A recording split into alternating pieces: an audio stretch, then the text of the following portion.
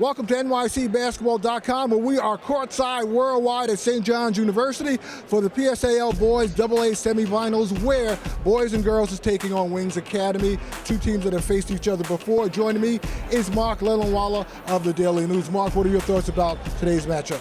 Well, both teams come into St. John's extremely hot. And we'll see where it goes. I mean, Wings might be the hotter team, coming in very scrappy, and we'll see how Boys and Girls responds to them. Going into this game, knowing that it was nearly 30 years ago that Boys and Girls won their last championship. Well, it's something that we don't exactly harp on. However, the kids are aware of it because everyone brings it to their attention outside of our circle. But our thing is, we want them to create their own legacy. And in order to create your own legacy, you have to produce and seize the moment. And we think this young group that we have is going to seize the moment today and maybe next year and on. So we're doing what we have to do. At halftime, we'll be back with more right after this at halftime.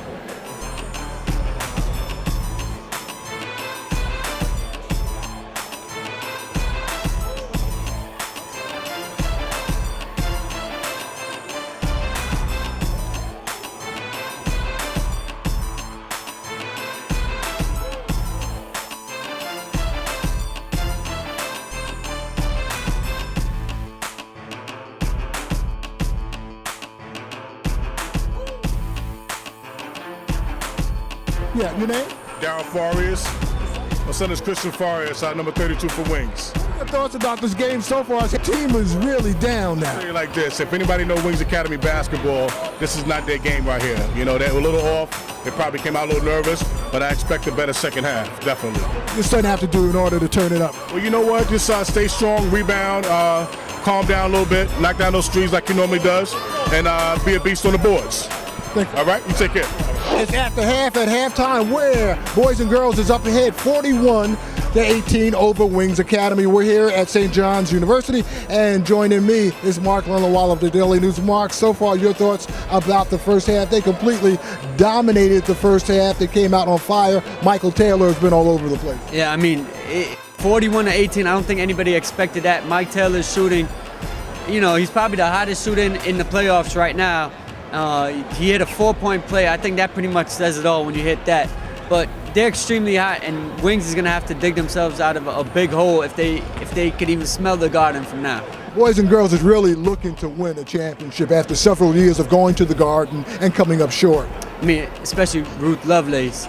A few months after Frank Mickens passes, you know, she definitely wants to bring that championship home for him and also for herself and her legacy. And it's almost the first time in 30 years, if they win, that they'll possibly win a title. It was 30 years ago, and Mickens was the coach. Exactly. So I mean, this is a major run. If they could get to the Garden and punch their ticket to the Garden today, that'll be very impressive. The way Wings is playing, it seems to be all over the place, inconsistent also.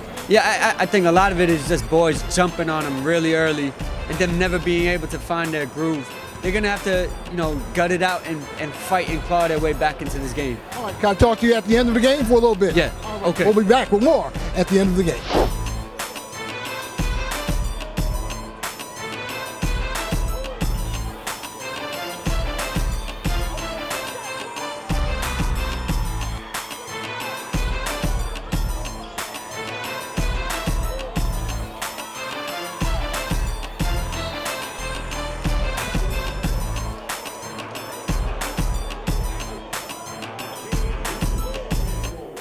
Coach, I know this is not a familiar position that Lincoln High School is not in. This is the first time in almost how many years? 8 years. This would have been the ninth time that we would have at least been in the semifinals. How does it feel? Is it strange for you sitting up here instead of sitting down there? It was strange getting a ticket for the game, but you know, like any good dynasty, you got to take a year off. This will re-energize us to come back next year. Right now, the High's looking very impressive, so maybe the title is going to stay in Brooklyn, so it won't be that far to go get it back. Oh, okay. So you're going with the High. Who are you picking to win the whole thing?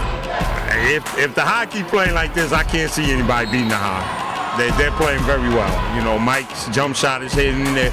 But the most impressive thing is their defense. I mean, they got these guys at 18 points. You know, you hold a team to 18 points in a quarter, you're probably going to win the game. Cardozo, East Transit Tech. Transit Tech might have a shot, but Cardozo will probably beat them, maybe in a close one.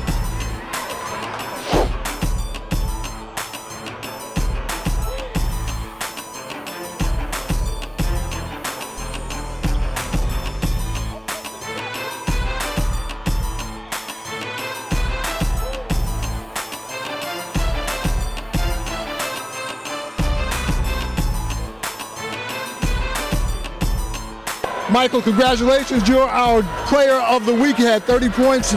Explain how you played today. I just played a great game today. I played hard for my seniors. It's their last year, so I'm just trying to get them a championship. You came out on fire, just dropping threes from everywhere. Coach told me it's playoff time now. It's time for you to step up. So that's what I did. I stepped up. Knowing your team has been down this road before, what did your coach also tell you? Just play hard. Defense is our #1 priority right now. And that's what got us to the chip. Well, congratulations. Thank you, sir. Defense, you know, I knew they had some scrappy guards. They had some inside play. So it was very important for us to contain defensively. And I thought our guys did a good job early on, especially in that first half. Mike had a great shooting night. He mixed it up. You know, he got some offensive rebounds. He got some dribble drives. He had some pull-ups. Hit the long three, the and-one three. I mean, that's the Mike Taylor that I know. You know, like I said before last game, most of you guys thought he was in the shooting stuff. You know, shooting was all, but I see differently.